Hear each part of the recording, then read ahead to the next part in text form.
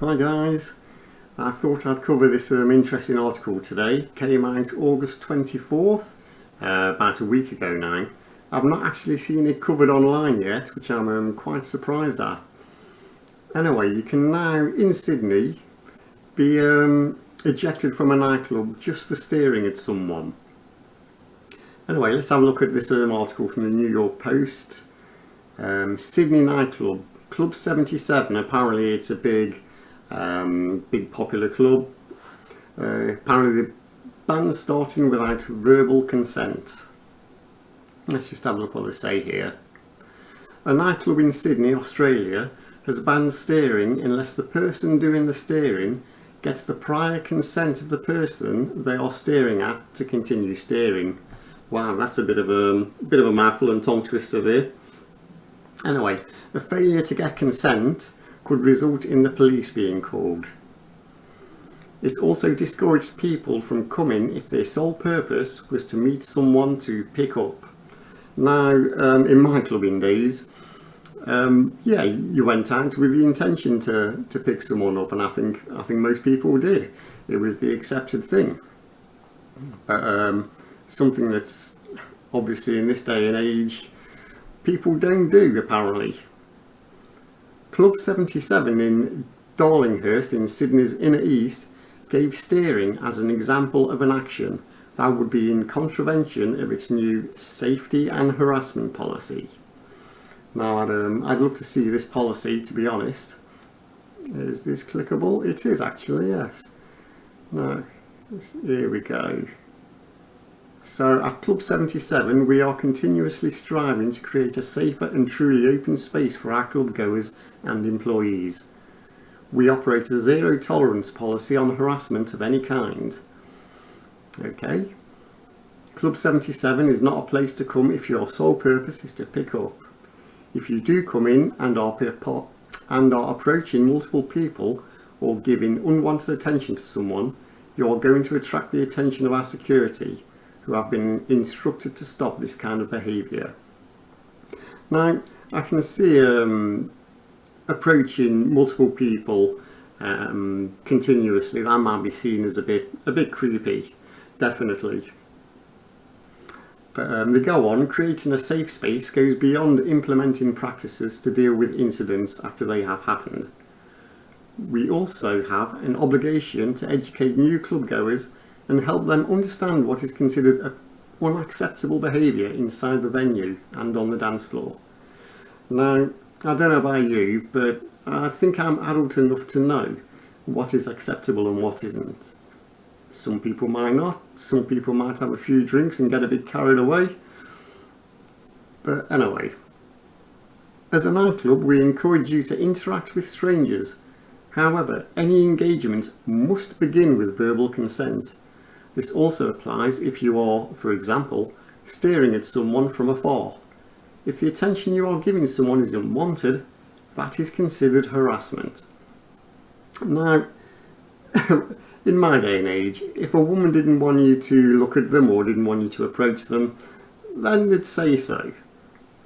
But of course, in today's climate, they have to be made to feel special, so have to make out they're offended or being harassed. You know, they have to create a scene about it. They can't just say to someone, can you stop doing this? And also they say any engagement must begin with verbal consent. Well, to get verbal consent off someone, you have to start a conversation with them. So how does that work? Do you have to get verbal consent to get their verbal consent? It's a bit of a grey area there. Apparently each night one of our security guards inside the club will be designated a safety officer and recognisable by a pink high-res vest. Well, that says it all to me. Why don't they just have woke stenciled on the back? They have been trained to handle complaints and concerns. If you're being harassed by another person or receiving unwanted attention, please seek them out or tell our staff immediately. We will deal with it and remove offending individuals from our club.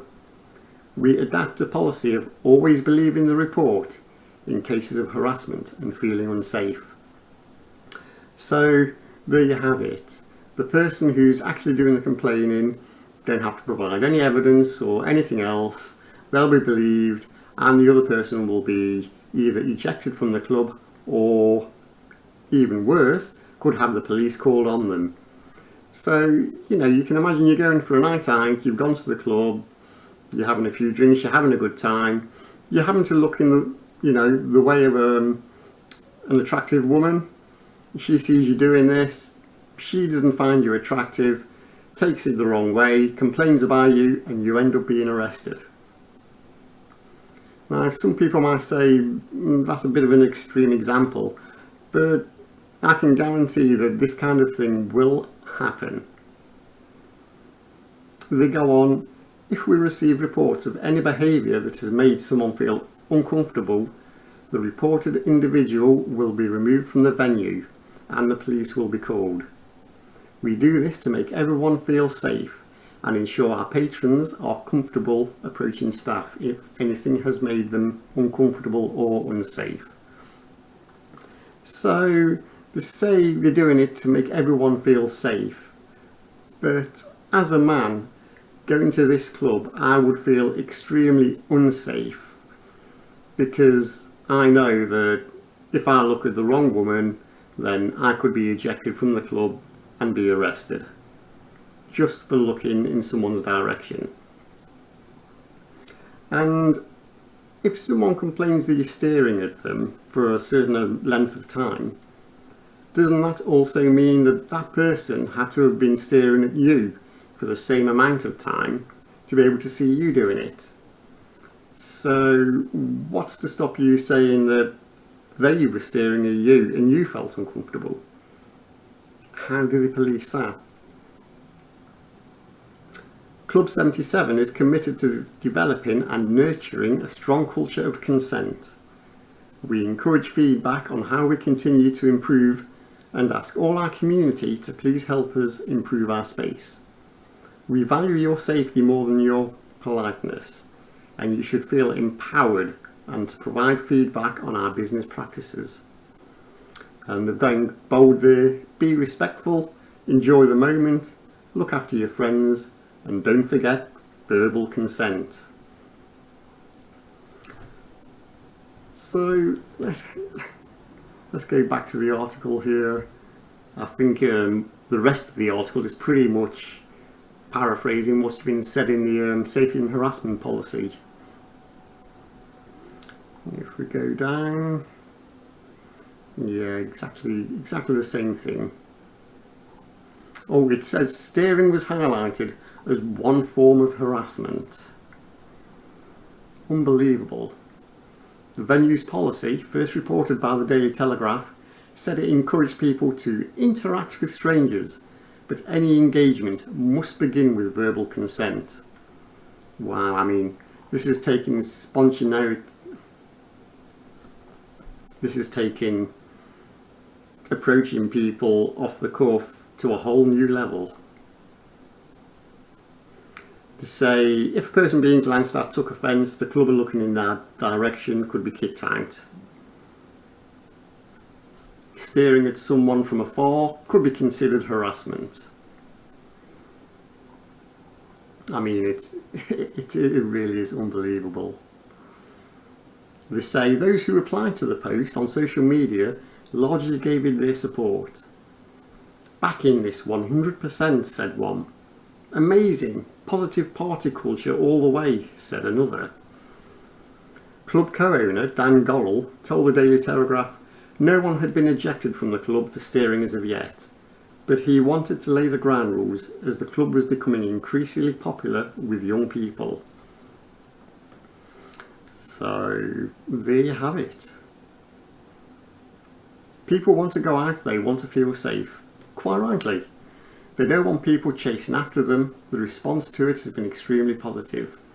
Well, I'm sorry, but a lot of women who go to these places do actually enjoy the attention, and if they went out and no man looked at them, I don't think they'd have such a good night. And as you can see here, you can pause the video as I scroll through the comments on this. but they're all basically saying the same thing. You know how pathetic it is, and you know how unbelievable it is. I mean, yes, most of these people are men, but it just goes to show that men will stop going to this club, because who wants to run the risk of potentially offending a woman just by looking at them? I mean, you don't even have to be looking at them. You could just be looking around the room, and if a woman sees you, just catch a glance, and she doesn't like you, she could take offence and get you kicked out. So why take the risk? Just avoid this club at all costs. I really implore you to do that. Anyway, it was an interesting one, this. That's it for this episode.